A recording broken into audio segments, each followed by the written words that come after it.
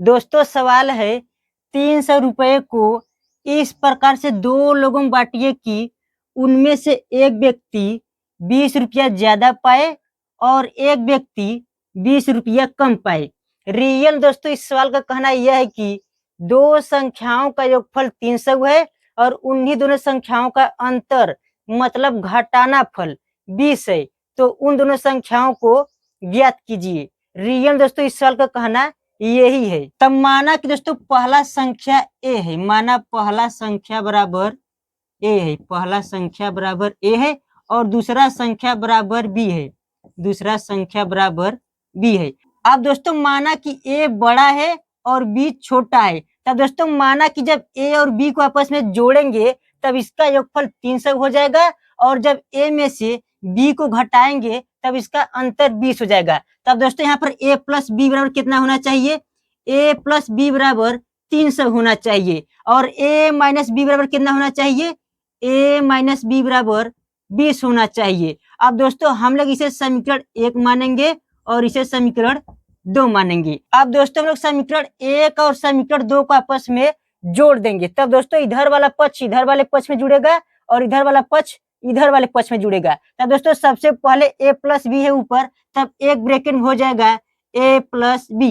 अब दोस्तों हम नीचे वाले को इतने में जोड़ रहे हैं, तब दोस्तों हमें यहाँ पर प्लस चिन्ह लगाना पड़ेगा और एक ब्रैकेट में इतना हो जाएगा a माइनस बी, एक ब्रैकेट में हो जाएगा a माइनस बी बराबर कितना होगा? बराबर दोस्तों होगा 300। पहले 300 है दोस्तों, तब एक ब्रैकेट में हो जाएगा 300। अब दोस्तों इतने को इतने में जोड़ रहे हैं, तब दोस्तों हमें यहाँ पर प्लस लिखना पड़ेगा और फिर इतना हो जाएगा, ब्रैकेट में हो जाएगा 20। अब दोस्तों जब ब्रैकेट खोलेंगे तभी हो जाएगा a plus B plus a minus B बराबर कितना हो जाएगा? जब दोस्तों इसका ब्रैकेट खोलेंगे हो जाएगा 300 प्लस 20, इतना हो जाएगा। अब दोस्तों यहाँ पर प्लस a है और यहाँ पर प्लस a है, तब प्लस a मिलकर 2a हो जाएगा, तब यहाँ पर हो जाएगा 2a। अब दोस्तों यहाँ पर प्लस b है, यहाँ पर माइनस b है, तब दोस्तों ये दोनों कटकर 0 हो जाएगा। तब दोस्तों इस साइड बचेगा 2a, तब 2a बराबर कितना हो जाएगा? 320 हो जाएगा, 300 और प्लस 20 320 हो जाएगा, मतलब 2a बराबर कितना हो जाएगा? 320। तब दोस्तों a बराबर कितना होगा?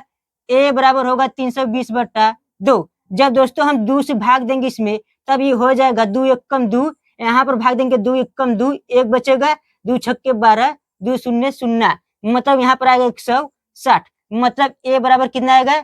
a बराबर 160 आएगा। अब दोस्तों हम लोग a का मान किसी भी समीकरण में रख कर b का भी मान निकाल लेंगे। तब दोस्तों हम लोग a का मान समीकरण 1 में रख कर इसके b का भी मान निकाल लेंगे। तब दोस्तों यहाँ पर a प्लस बी बराबर 300 है, तब यहाँ पर हो जाएगा a प्लस बी बराबर 300 हो जाएगा। अब दोस्तों a बराबर कितना है? a बराबर 160 है, तब दोस्तों हम लोग a के स्थान पर 160 लिख देंगे, तब यहाँ पर हो जाएगा 160 प्लस b बराबर कितना हो जाएगा? बराबर 300 हो जाएगा। तब b बराबर कितना होगा?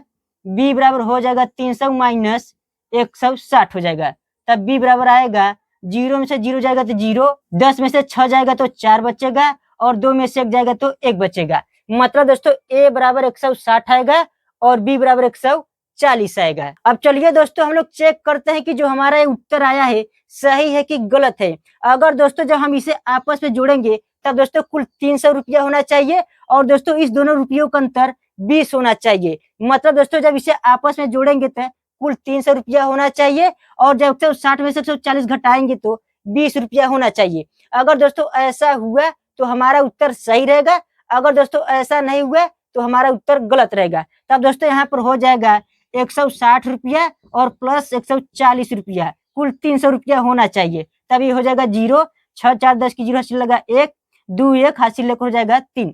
इसका मतलब दोस्तों जब इसे आपस में जोड़ेंगे तब दोस्तों ये 300 रुपया हो जाएगा। अब दोस्तों घटा कर भी चेक करेंगे कि 160 में से 140 जब घटाएंगे 20 रुपया आएगा कि नहीं। तब दोस्तों यहाँ जब घटाएंगे हो जाएगा 0, 6 में से 4 जाएगा 2 बचेगा, 1 में से 1 जाएगा 0, मतलब यहाँ पर आएगा 20। इसका मतलब दोस्तों एक व्यक्ति 160 रुपया पाएगा और दूसरा व्यक्ति 140 रुपया पाएगा। जब दोस्तों हम 160 में से 140 घटाएंगे तो 20 का अंतर आएगा, मतलब एक व्यक्ति 20 रुपया ज्यादा पाया है और एक व्यक्ति 20 रुपया कम पाया है। अगर दोस्तों जब हम इसे आपस में जोड़ेंगे तब दोस्तों इसका रुपया भी कुल 300 ही होता है। इसका मतलब दोस्तों हमारा उत्तर बिल्कुल सही है।